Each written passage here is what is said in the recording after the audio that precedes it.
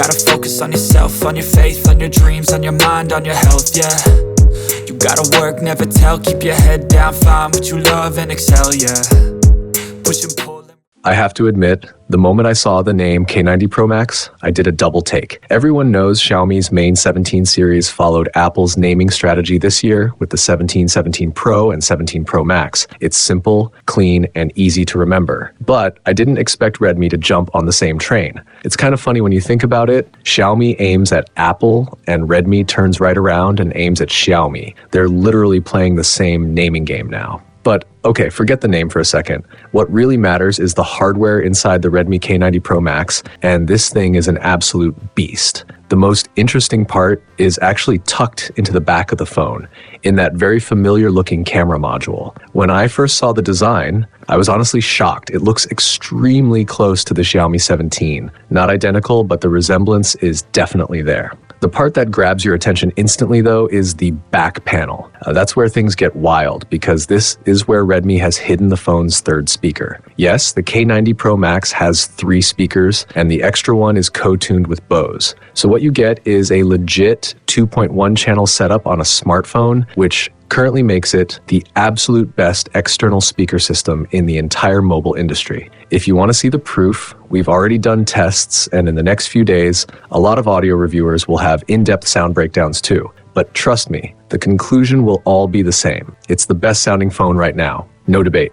A quick shout out to my tech partner from China for sharing this video. A big thank you for making this possible. Hey everyone, it's Maiky from techmaiky. If you love staying updated with the latest gadgets, make sure to subscribe and hit the notification bell so you never miss out on our exciting tech content. The one I'm using is the denim color variant. The back really does look and feel like denim fabric, and it's surprisingly unique. Some people joked that since Lei Jun stopped wearing jeans, they must have used the leftover material for the phone. Obviously, that's just a joke, but the texture here actually feels better than previous vegan leather finishes. I've never seen a back panel like this on any phone, and it genuinely feels fresh. If you're planning to buy the K90 Pro Max, I definitely suggest going for this denim version first. The texture is that good. The frame is metal too, like with smooth rounded edges and a seamless transition between the front and back. The overall feel is premium, almost like holding a flagship. And the back doesn't just stand out because of the material or the sound system, it's also packed with impressive camera hardware. You probably wouldn't believe it until you see it, but Redmi actually gave this phone a periscope telephoto lens. Yes, a proper periscope lens on a Redmi device.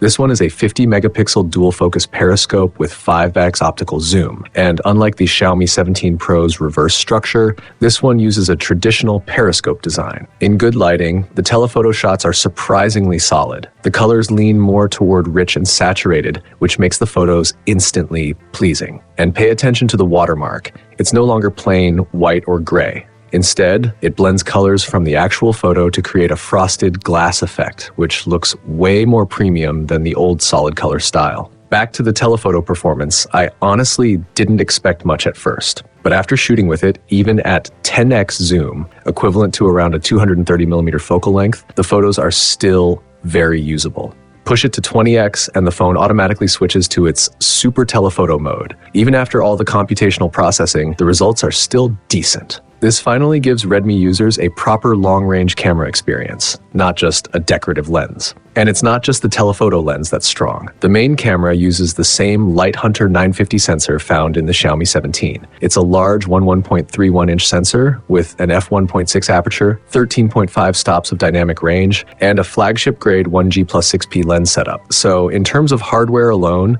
I actually think the K90 Pro Max has an imaging configuration that surpasses the Xiaomi 17. Even without Leica tuning, the everyday colors look great. Contrast is boosted, tones are pleasing, and the overall look matches well with the telephoto style. If you want more artistic color styles, you can switch to the positive or negative film filters in the camera. These give your shots a touch of Fujifilm-like vibes. It also supports features you'd normally see on flagships like sunset portraits and live photo. This whole imaging system is very similar to what the Xiaomi 17 series offers, which shows Redmi wasn't settling for good enough this time. Their goal was clearly to give users something genuinely strong and easy to use.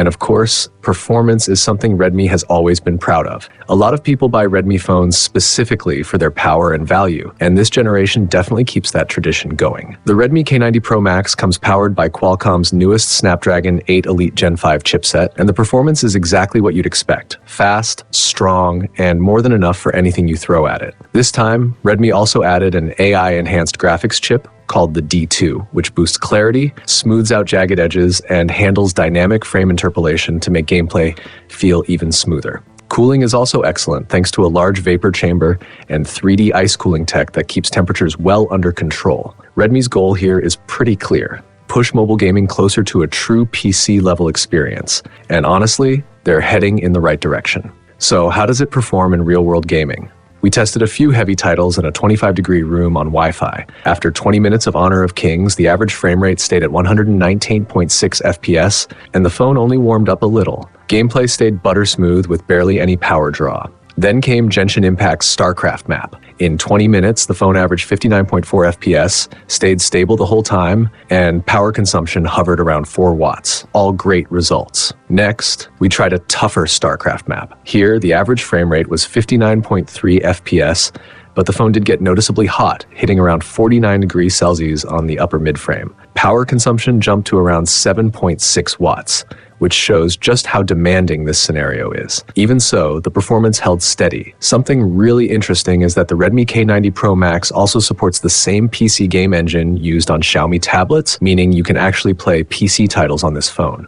I tested it with Starlux, and the experience was surprisingly good. The engine already supports games like Hollow Knight 1 and Hollow Knight 2, and I'm sure more titles will be added. With mobile chips becoming more powerful, brands are trying to unlock new use cases, and for us users, that's definitely exciting. Playing PC games on a phone is no longer a dream. It's actually happening. Now, back to the phone itself. The Redmi K90 Pro Max features a 6.9-inch flat display with 1.5K resolution and a 120Hz refresh rate. It uses Huaxing Optoelectronics M10 material with a peak brightness of 3500 nits at 25%. This is essentially the same panel used in the Xiaomi 17 Pro Max. Even the screen protectors fit perfectly. And since it shares the same size, it also inherits the Super Pixel technology from the 17 Pro Max. I'm pretty sure future Xiaomi phones will adopt this same screen as well. In terms of eye comfort, it supports both Xiaomi's Green Mountain Eye Protection 3.0 and Jielu Eye Protection 2.0. In extremely dark environments, the display can drop to just 1 nit while still maintaining low flicker, which helps protect your eyes during late-night use. Battery life is another big highlight.